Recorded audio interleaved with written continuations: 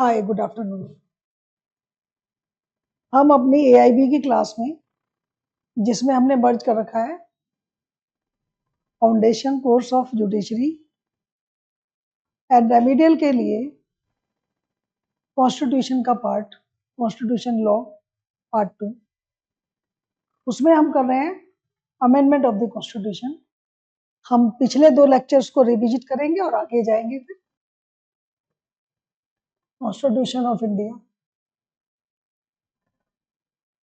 1950। अब जो हम अमेंडमेंट करने जा रहे हैं वो बहुत इंपॉर्टेंट टॉपिक है for the purpose of any competitive exam, क्योंकि पिछले इलेक्शंस में जब रूलिंग गवर्नमेंट ने ये अनाउंस किया था कि इस बार 400 पार,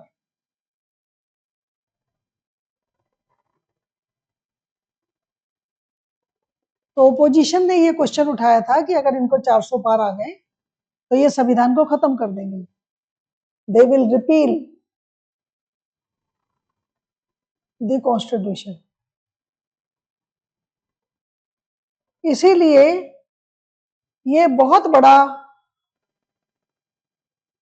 और इम्पोर्टेंट क्वेश्चन बन जाता है आफ्टर द इलेक्शंस ऑफ 2024 कि क्या कॉन्स्टिट्यूशन को रिपील किया जा सकता है।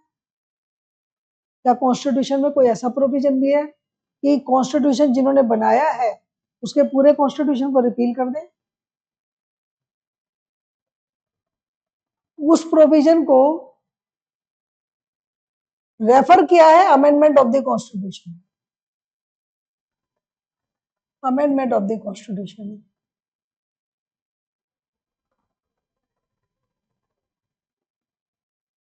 कॉन्स्टिट्यूशन, मैंने कॉन्स्टिट्यूशनल हिस्ट्री बताते हुए ये बताया था कि कॉन्स्टिट्यूशन जो है वो कॉन्स्टिट्यूएंट असेंबली ने बनाया।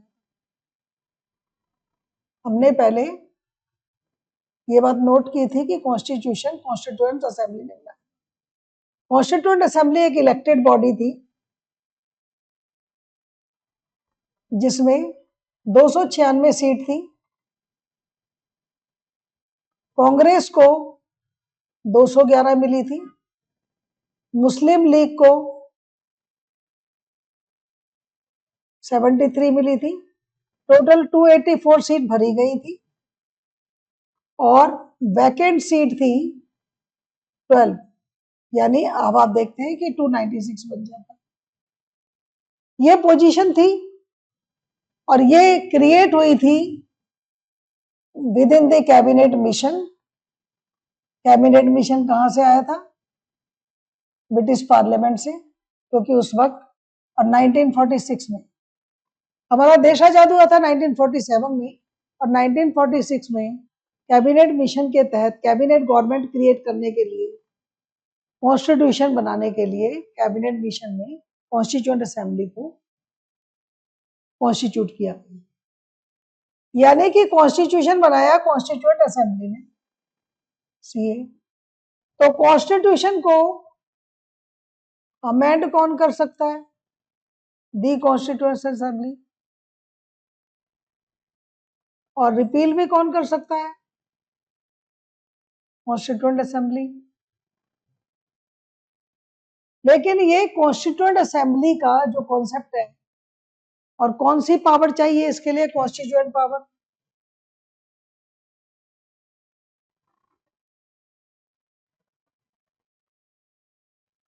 कोई भी कोई काम करेगा, कॉन्स्टिट्यूशन के अंदर उसे पावर दी हुई है, उस पावर में के तहत वो अथॉरिटी काम करेगी। और अमेंड करने का काम किसको दिया हुआ था? पार्लियामेंट।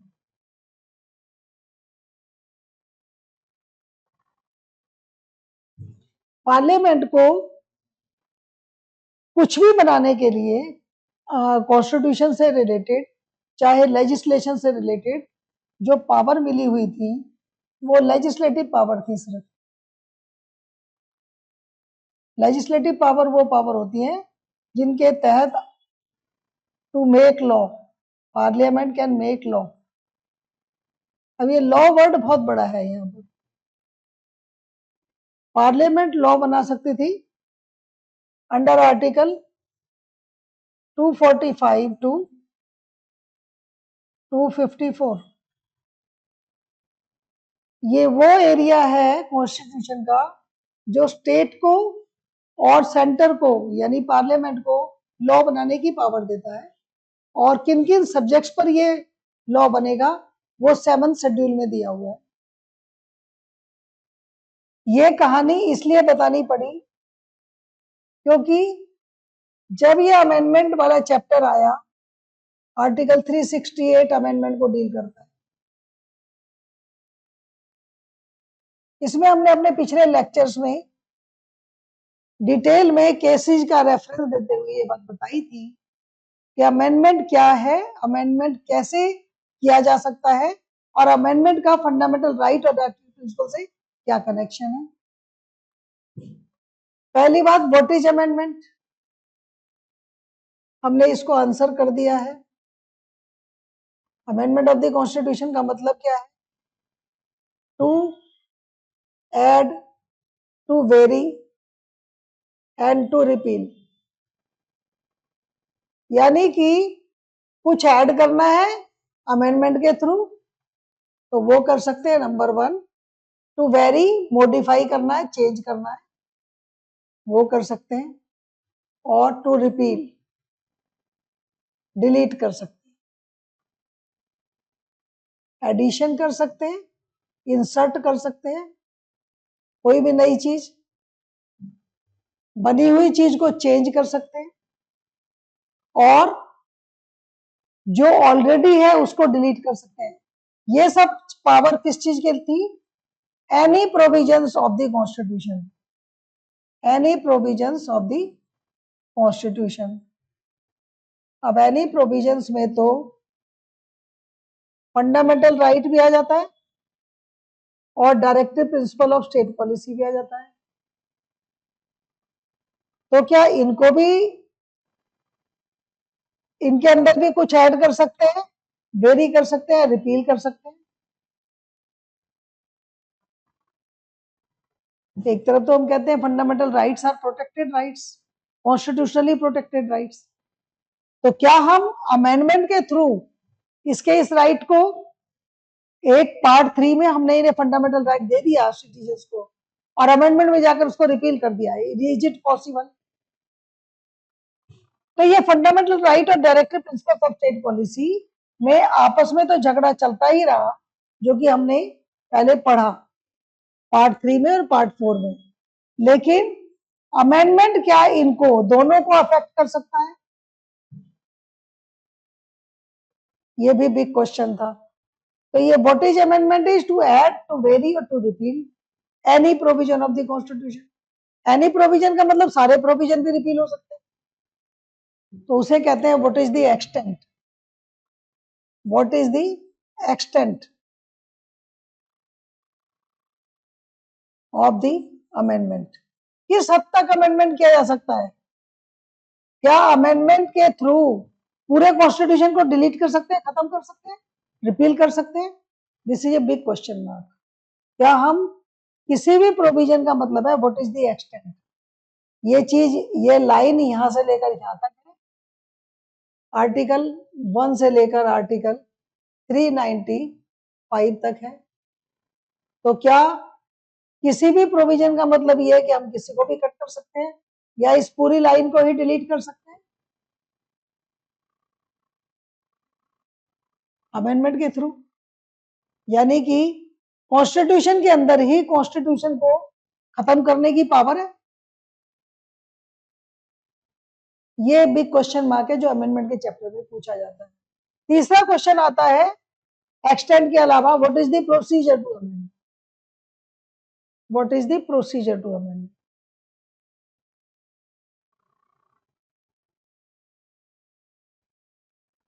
अब ये एक्सटेंड जो आता है वो एक्सटेंड इस वाले एरिया को भी चेक करता है, किस एक्सटेंड तक अमेंड हो सकता है। क्या फंडामेंटल राइट को भी ले सकता है ये? क्या ये directive principle of state policy में कुछ बदलाव कर सकता है या पूरे प्रोविजन को हटा सकता है? This was part 3 of the constitution जो हमने बहुत डिटेल में पढ़ा, और ये पार्ट 4 ऑफ द कॉन्स्टिट्यूशन। तो these are very important area जिसमें हम कॉन्स्टिट्यूशन को बहुत डिटेल में पढ़ते हैं। अब हमने आपको ये बता दिया था कि अगर फंडामेंटल राइट को अमेंड करना है तो इसके आड़े आता है आर्टिकल 13(2) ऑफ पार्ट 3। आर्टिकल 13(2) क्या करता है? कहता है कि एनी लॉ जो अब्रिज करे, टेकन अवे करे और अफेक्ट करे फंडामेंटल राइट को,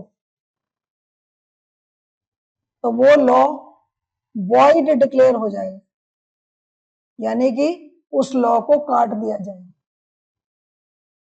ये आर्टिकल 13 प्रोटेक्ट करता है फंडामेंटल राइट को कि अगर पार्लियामेंट या स्टेट गवर्नमेंट या कोई भी अथॉरिटी कोई भी लॉ ऐसा बना देगी जो फंडामेंटल राइट को टच कर रहा है या खत्म कर रहा है, उसको स्ट्रक डाउन कर दिया जाएगा। अब सवाल इस बात का उठा कि लॉ वर्ड जो है आर्टिकल 13(2) में,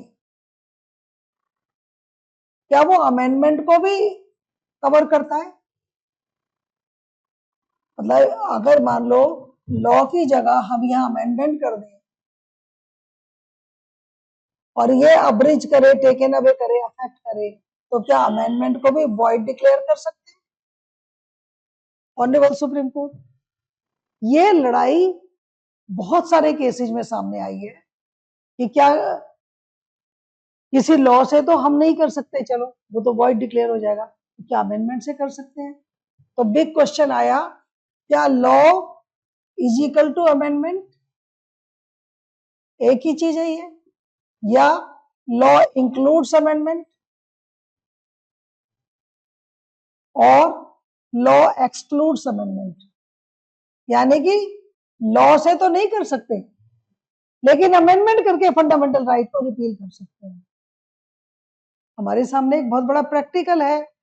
पहले फंडामेंटल राइट जब कॉन्स्टिट्यूशन बना था तो हमारे पास 7 फंडामेंटल राइट्स थे, जिसमें एक था प्रोटेक्शन, यानी कॉन्स्टिट्यूशनल रेमेडीज,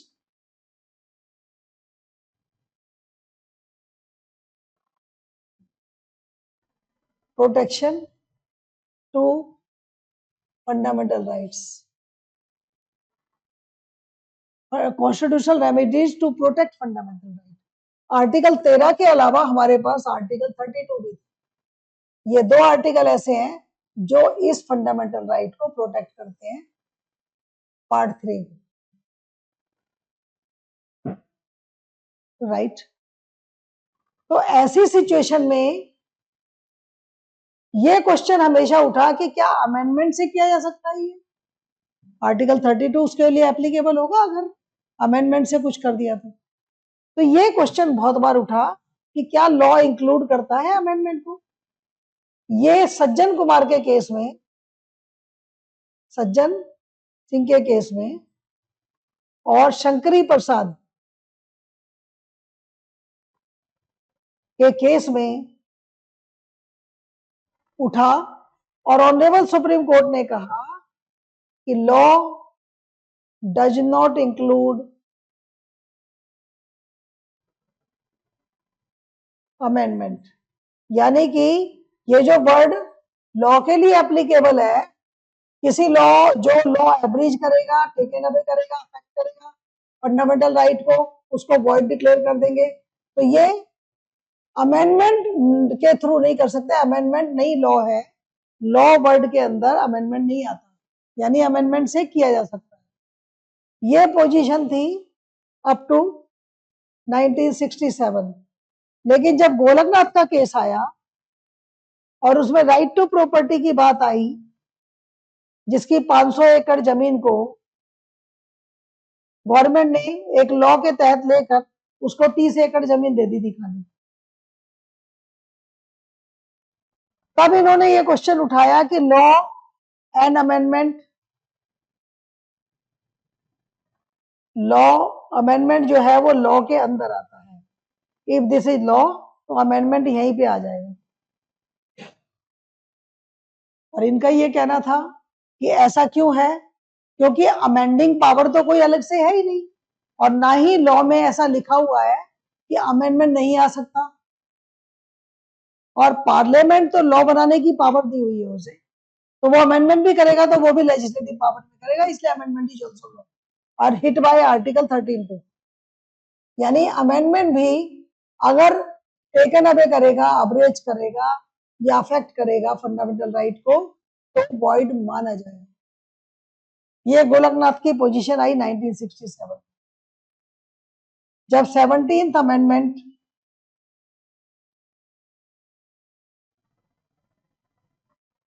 क्वेश्चन किया उसने। कभी कभी ऐसा क्वेश्चन आ जाता है प्रिलिमिनरी एग्जामिनेशन में भी और एआईबी में भी आ जाता है कि गोलकनाथ केस में कौन सा अमेंडमेंट क्वेश्चन हुआ था, चैलेंज हुआ था। तो 17th अमेंडमेंट, और ये कब का है, 1967 का। और ये कितनी जजेज बेंच जजमेंट थी, 6:5, यानी 11 जजेज बेंच। 11 जजेज बैठे थे इस बात को देखने के लिए कि क्या अमेंडमेंट लॉ माना जा सकता है टू हिट बाय आर्टिकल 13(2), और वहां पर आंसर आया था यस। मेजोरिटी ने 6 लोगों ने कहा था यस और 5 लोगों ने कहा था नो। और ये बात कही गई थी कि yes amendment is also law, क्योंकि एक तो अमेंडिंग पावर नहीं है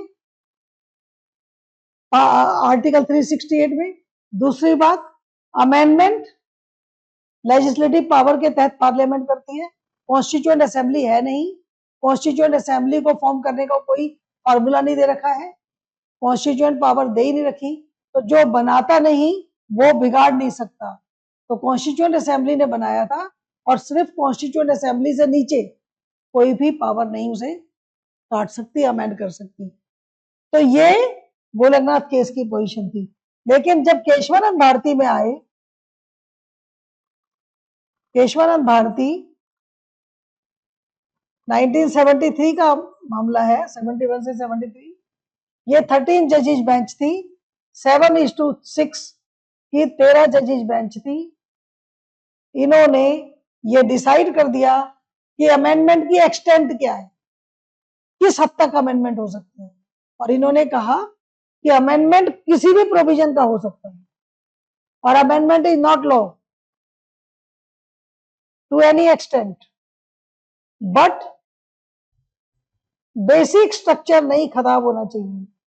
उस समय आई बेसिक स्ट्रक्चर थियरी, यानी कि आप कॉन्स्टिट्यूशन को अमेंड कर सकते हो किसी प्रोविजन को, बट रिपील नहीं कर सकते, और ये सुप्रीम कोर्ट डिसाइड करेगा कि क्या बेसिक स्ट्रक्चर है। For an example, Indira Gandhi Rajnarayan के केस में इंदिरा गांधी का प्राइम मिनिस्ट्रियल इलेक्शन क्वेश्चन हुआ on the ground that Indira Gandhi, being the Prime Minister, used government machinery for the canvassing and promotion of the election। और ये बात कही गई और उस समय चैलेंज हुआ इंदिरा गांधी के टाइम पर। ये केस भी आ सकता है वर्सेस राजनारायण। आप इन दोनों नामों से बहुत परिचित हैं। इस केस की अथॉरिटी मैं आपको बता देती हूँ, आप अपने घर में ध्यान से पढ़ सकते हैं। यह 1975 2299 AIR 1975 सुप्रीम कोर्ट 2299। इस केस में prime minister Indira Gandhi election was question, और पार्लियामेंट ने 39th अमेंडमेंट पास कर दिया this was also under question in this, जिसमें यह कहा गया कि प्राइम मिनिस्टर का इलेक्शन कोर्ट ऑफ लॉ में क्वेश्चन नहीं हो सकता ऑन एनी डैम ग्राउंड, क्योंकि prime minister is a political post and political question cannot be looked into by the judiciary. ये 39th अमेंडमेंट कहता था prime minister election can not be question in the court of law,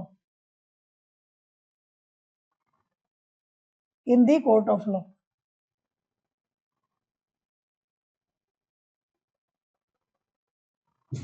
right, Rajnarayan ने question किया था prime minister का election on the ground कि prime minister mrs Gandhi used government machinery for the election of for canvassing in the election, जो कि bad था और उनका इलेक्शन वॉइड डिक्लेयर करिए। तो 39th अमेंडमेंट जब हुआ तब तक केशवचंद्र भारती का 24th अमेंडमेंट, जिसने कहा था कि जब पार्लियामेंट अमेंडमेंट करती है तो वो कॉन्स्टिट्यूएंट असेंबली बन जाती है और उसके पास कोई भी पावर है to amend, power to amend, to add, vary और रिपील एनी प्रोविजन। तो 39th अमेंडमेंट क्वेश्चन हुआ और 39th अमेंडमेंट में ऑनरेबल सुप्रीम कोर्ट ने कहा, 39th अमेंडमेंट को स्ट्रक डाउन किया, अमेंडमेंट वो स्ट्रक डाउन, उसको अनकॉन्स्टिट्यूशनल डिक्लेयर किया और कहा कि प्राइम मिनिस्टर्स इलेक्शन और any election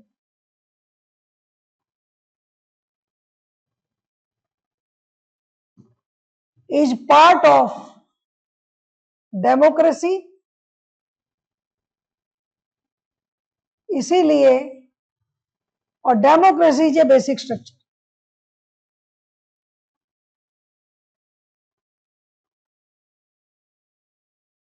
basic structure. Keshavchandra Bharati में कहा गया था कि किसी भी पार्ट को आप अमेंड कर सकते हो, नो प्रॉब्लम, आर्टिकल 13(2) नहीं आएगा बीच में, लेकिन किसी भी संस्था को जो बेसिक स्ट्रक्चर है उसको टच नहीं कर सकते। और यहां कहा गया कि इलेक्शन जो होते हैं वो डेमोक्रेसी का पार्ट है और डेमोक्रेसी बेसिक स्ट्रक्चर है, तो election out of the judicial review नहीं जा सकते, इलेक्शन बेसिक स्ट्रक्चर का पार्ट है, इसलिए 39th amendment is bad on the basic structure theory. तो केशवचंद्र भारती ने जो कहा था उसके केस में कि any part of the constitution can be amended but basic structure can not be changed. This is an example जो हमने आपको बताया है कि what is the extent of amendment. तो इसका सीधा सा मतलब ये है कि इस बात से ये क्लियर है कि अगर नई सरकार में 400 पार भी आ जाता और उनके पास इस तरह की मेजोरिटी आ जाती जिसमें वो कोई भी प्रोविजन अमेंड कर सकते थे, simple majority of more than half of the total membership of house plus 2/3 majority of present and voting in that house at that time, तो ये 400 पार होने के बाद तो हो ही जाता।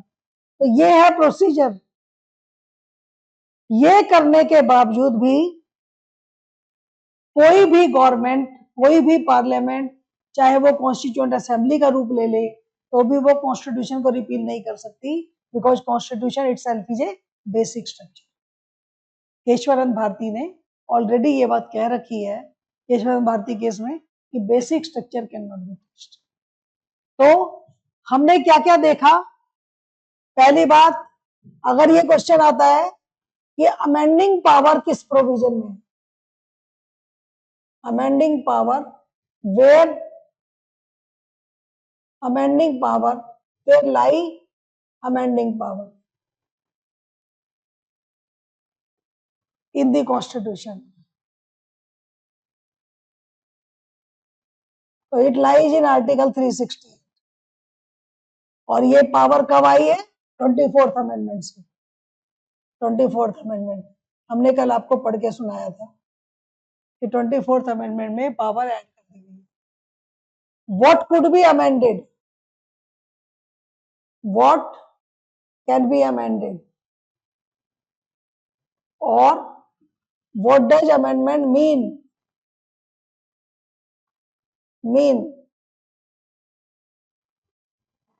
तो टू ऐड, टू वेरी और टू रिपील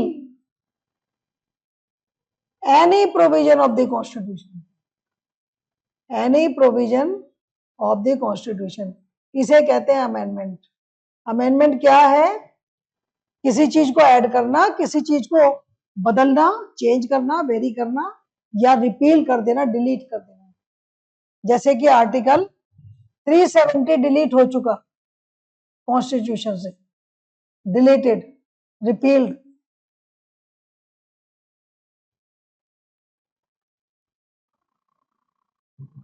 प्रीएम्बल अमेंड हो चुका, अमेंड हो गया। क्या क्या प्रीएम्बल में अमेंड हुआ?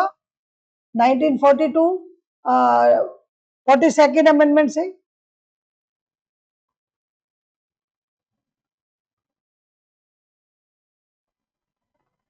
तीन वर्ड्स ऐड किए गए, सोशलिस्ट, सेकुलर। ये भी सवाल आ चुका है और आ सकता है। 42nd अमेंडमेंट में प्रीएम्बल में क्या ऐड किया गया? ये दो word, socialist and secular, unity and integrity, unity के साथ एंड इंटीग्रिटी।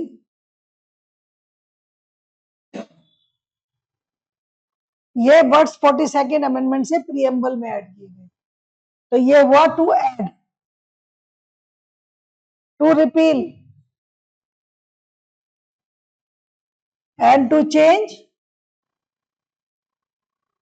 तो आप पार्ट 3 में भी चेंज देखोगे। इसमें ऐड किया गया आर्टिकल 31 ए बी सी, जिस पर अलग अलग तरह के केस आए। आर्टिकल 31 रिपील्ड, जो कि राइट टू प्रॉपर्टी था। पहले 7 राइट्स थे, अब 6 राइट रह गए। Right to property has been repealed. तो यहां आपने देखा what can be amended? Any provision of law, any provision of constitution. But what is the extent of amendment? What is the extent? ये सवाल आपको कहीं भी पूछे जा सकते हैं। Extent of amendment, any provision but subject to basic structure theory, subject to basic structure theory. Extent क्या है अमेंडमेंट करने की? किसी भी प्रोविजन को ऐड किया जा सकता है, किसी भी प्रोविजन को वेरी किया जा सकता है, किसी भी प्रोविजन को रिपील किया जा सकता है ऑफ द कॉन्स्टिट्यूशन, लेकिन subject to basic structure theory, जो हमने आपको इंदिरा गांधी राजनारायण के केस से बताया। तो ये है पोजीशन इसकी। अब now what is the procedure? Procedure to amend.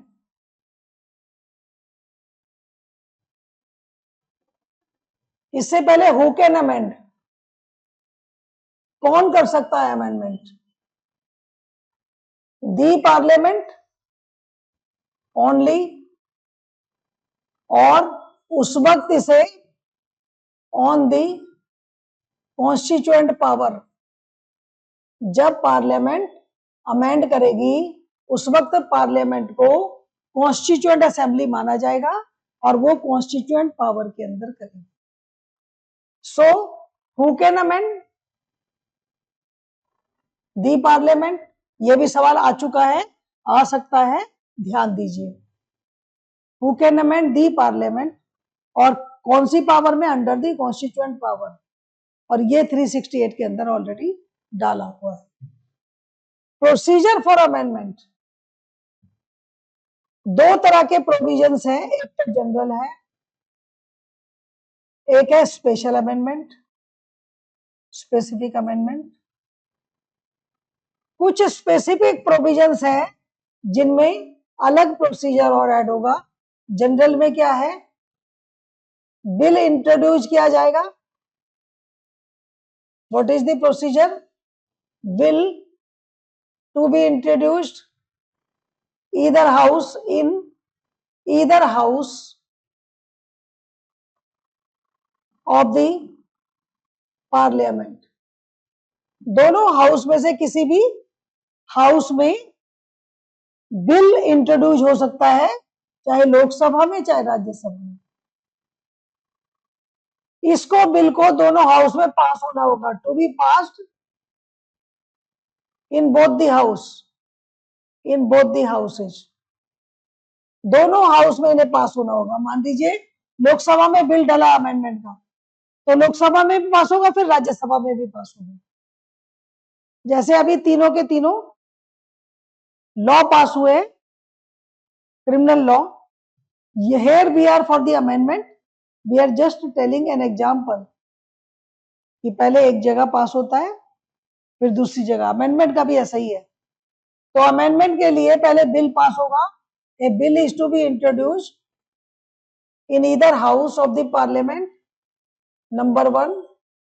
Number 2, to be passed in both the houses. उसके बाद प्रेसिडेंट एसेंट देंगे, प्रेसिडेंट एसेंट के लिए जाएगा ये, राइट। ये प्रोसीजर है। अब पास कैसे होगा? एक हाउस में पास होने का क्या प्रोसीजर है? पास होने का प्रोसीजर है कि एक तो ये पास होना चाहिए greater than half of the total strength of the house, total membership of house. मान लीजिए लोकसभा है, इसमें 545 मेंबर है, तो इसका हाफ ऑफ द मेजोरिटी, इसको कहते हैं simple majority. Half of the majority 272 plus, तो ग्रेटर देन 273 मेंबर्स इसे ओके करेंगे। दूसरा special majority greater than 2/3 of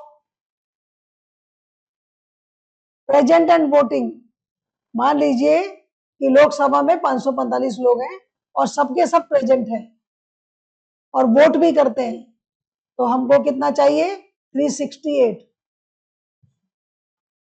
368 लोगों को करना है। इसलिए जब बीजेपी ने ये कहा एनडीए सरकार इस बार 400 पार, तो ये शोर मचाया गया कि 400 पार इनको क्यों चाहिए, क्योंकि इन्हें संविधान रिपील करना है, राइट। तो ये 368 यहां हुए 273, यानी कि कम से कम 273 होना जरूरी है और यहां इसके लिए 368 होना जरूरी है। अगर इतने लोग वोट कर देंगे और पास हो जाएगा, तब ये उस हाउस में पास हो जाएगा। और अगर ये राज्यसभा है और 250 लोग हैं, 250 में से सिंपल मेजोरिटी के लिए 125 लोग चाहिए और स्पेशल मेजोरिटी के लिए चाहिए 160 लोग, 2/3 लगभग। तो ये जब दोनों जगह से पास हो जाएगा, उसके बाद प्रेसिडेंट एसेंट के लिए जाएगा। और अगर ये हो गया तो ये अमेंडमेंट पास हो जाएगा। अब तक 106 अमेंडमेंट हो चुके हैं हमारे कॉन्स्टिट्यूशन में। ये क्वेश्चन भी आ सकता है। स्पेसिफिक अमेंडमेंट क्या है? कुछ स्पेसिफिक प्रोविजंस दिए हुए हैं, जैसे प्रेसिडेंट की पावर्स है, गवर्नर की पावर्स है, इमरजेंसी प्रोविजंस है, कुछ पर्टिकुलर प्रोविजंस है रिलेटिंग टू गवर्नमेंट फॉर्मेशन।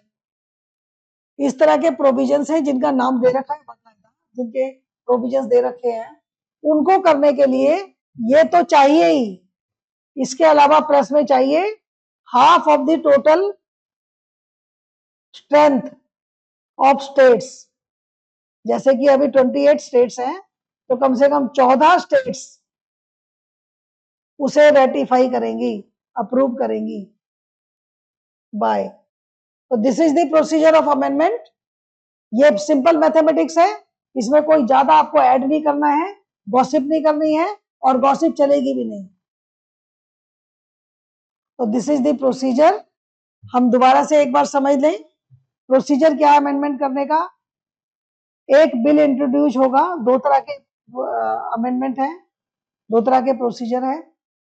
एक सिंपल बिल की तरह इंट्रोड्यूस होगा किसी भी हाउस में, उस हाउस में वो पास होना चाहिए by the simple majority plus 2/3 majority of present and voting, फिर ये प्रेसिडेंट के एसेंट के लिए जाएगा। और अगर ये स्पेसिफिक प्रोविजंस में डील करता है तो इस पूरे प्रोसीजर के साथ half of the state strength से रेटिफाई होगा, यानी अगर 28 स्टेट्स हैं तो 14 स्टेट्स भी उसे अप्रूव करेंगे कम से कम। ये है पोजीशन अमेंडमेंट के प्रोसीजर की। इसके साथ अब हम एक बार इसके प्रोविजन को गो थ्रू कर लेते हैं, जिससे कि आपको पक्का हो जाएगा। Amendment of the constitution part 20 में आता है।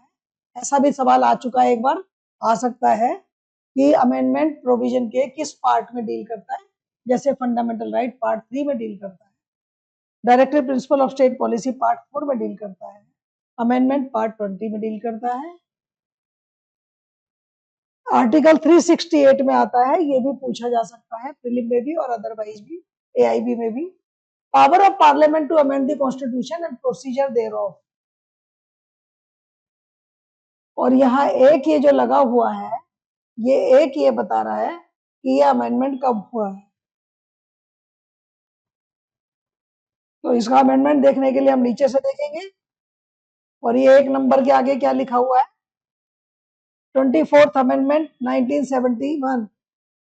तो ये पूछा जा सकता है कि पावर कब ऐड की गई आर्टिकल 368 में, कॉन्स्टिट्यूएंट पावर 1971 में 24th अमेंडमेंट की। ये सवाल भी आ सकता है। प्रोसीजर फॉर अमेंडमेंट की जगह पहले यहाँ पर प्रोसीजर फॉर अमेंडमेंट था 1971 से पहले, प्रोसीजर फॉर अमेंडमेंट था। अब ये power of the parliament to amend and procedure thereof, दोनों चीजें आ गई, पावर भी प्रोसीजर भी। Notwithstanding anything contained in this constitution, इसमें इससे पहले कुछ भी कहा गया है उसको भूल जाओ। पार्लियामेंट, देखिए कौन कर सकता है amendment, parliament may in exercise of its constituent power, यानी ये पार्लियामेंट अमेंड करेगी तो कॉन्स्टिट्यूशन कॉन्स्टिट्यूएंट असेंबली बन जाएगी जिसने बनाया था। अमेंड क्या कर सकता है, by way of addition, number 1, variation, repeal, any provision of the constitution, ये बहुत इंपॉर्टेंट। एनी प्रोविजन में पार्ट 3 पार्ट 4 सारे आ सकते हैं, कोई भी, प्रियम्बल भी, in accordance with the procedure laid herein. अब प्रोसीजर क्या है, ऊपर तो आ गई पावर, और अमेंडमेंट क्या है, यहां प्रोसीजर दे रखा है, प्रोसीजर, ये प्रोसीजर 1 और ये procedure special procedure. An amendment of the constitution may be initiated only by introduction of a bill। Number 1, पहले एक बिल इंट्रोड्यूस होगा जैसे लॉ बनने के लिए होता है, इन either house of the parliament. ये भी सवाल आ चुका है, इसको भी याद रखिए कि बिल कहाँ इंट्रोड्यूस होगा, either house of the parliament, दोनों में से किसी में भी हो सकता है। When the bill is passed in each house, हर एक हाउस में पास होगा वो। कैसे पास होगा, number 1, by majority of total membership. Majority कब होती है, जब 50% से ज्यादा होता है किसी के पास वोट। अगर 100 लोग बैठे हैं तो किसकी बात मानी जाएगी, बहुमत किसके पास होगा, जो 50 से ऊपर होगा, 51 एंड ऑल। तो ये 50%। अब मान लीजिए कि लोकसभा की बात करें और 545 है, तो इसका 50% करेंगे तो क्या हो जाएगा, 270 प्लस, यानी 273 के करीब, 272.5। तो 272 से ज्यादा होगी मेजोरिटी, यानी 273 ऑनवर्ड्स। जैसे 50 है तो 51 ऑनवर्ड्स, तो 273 ऑनवर्ड्स। और अगर 250 है, जैसा कि लोकसभा में है, राज्यसभा में है, तो ये हो जाएगी 125 ऑनवर्ड्स, ग्रेटर देन 125, राइट। इतने से होना चाहिए पहले, plus majority of total membership of that house, and by a majority of not less than 2/3, not less than 2/3 of the members of that house present and voting। अगर मान लीजिए उस house में 545 की जगह उस समय 500 लोग मौजूद हैं और पूरे 500 वोट करते हैं, या कहिए कि 490 वोट करते हैं, पूरे 500 नहीं करते, 10 लोग बाहर चले जाते हैं। आपने बहुत बार पार्लियामेंट सेशन देखा होगा, जब वो चल रहा है कोई भी सेशन में, कोई भी बिल चल रहा है, तो कुछ लोग बाहर भी चले जाते हैं, वॉकआउट कर लेते हैं। तो अगर मान लीजिए 545 लोगों का है और प्रेजेंट थे 500, वोटिंग की 490 ने, तो 490 का 2/3, 2/3 ऑफ 490। तो अगर हम ये करेंगे तो ये हो जाता है लगभग 330। हमने आपको बताया था 368, अगर पूरे 545 होते तो 330 के करीब लोगों का प्रेजेंट एंड वोटिंग होना चाहिए, उससे ये पास हो जाएगा। तो ये यहाँ लिखा हुआ है 2/3 members of that house present and voting, it shall be presented to the president who shall give his assent to the bill और thereupon constitution shall stand amended. 106 amendment अब तक हो चुके हैं इस प्रोसीजर से। ये वाले जो प्रोविजंस हैं आर्टिकल 54, 55, 73, 162, 241, 279A और ये सारे के सारे पार्ट्स, इनको करने के लिए क्या चाहिए? इनको करने के लिए ऊपर वाले प्रोसीजर के अलावा the amendment shall also require to be ratified by the legislature of not less than 1/2 of the state, यानी 1/2 of the states। अब हमारे पास अगर 28 स्टेट्स हैं तो 1/2 हो गया 14, 14 स्टेट्स के द्वारा कम से कम इसको रेटिफाई करना होगा ऊपर के प्रोसीजर के बाद, बिकॉज ऊपर वाले जो प्रोविजन है वो स्टेट को अफेक्ट करते हैं, फेडरलिज्म को अफेक्ट करते हैं। अब ये बाकी के जो आर्टिकल्स हैं, ये अमेंडमेंट का बाकी चीजों से कनेक्शन, रिलेशन, फंडामेंटल राइट से, डायरेक्टिव प्रिंसिपल से और अदर प्रोविजंस, इमरजेंसी प्रोविजंस और बहुत कुछ, राइट टू प्रॉपर्टी, इन सब से रिलेशन है। Relation of amendment with other provisions of the constitution, ये हम करेंगे अपने अगले लेक्चर में। तो आज तक के लिए इतना ही। Thank you very much for today.